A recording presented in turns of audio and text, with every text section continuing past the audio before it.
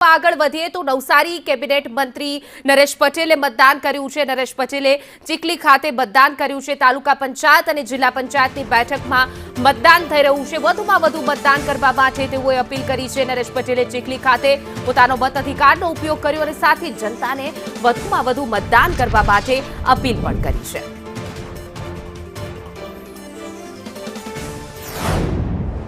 આજે મેં મારા પોતાના ગામમાં મજી ગામની પ્રાથમિક શાળામાં મારું મતદાન મથક ઉપર પોતે મતદાન કર્યું છે અને બધા જ લોકોને હું નમ્ર અપીલ કરું છું કે લોકશાહી પર્વ સમજીને બધાનું જ દાયિત્વ બને, ફરજ બને અને વધુમાં વધુ મતદાન કરવા માટે બધા જ લોકોએ આવવું જોઈએ અને મતદાન કરવું જ જોઈએ। તો જ સાચા એક લોકશાહી પર્વને આપણે આપણું યોગદાન આપેલું ગણાય।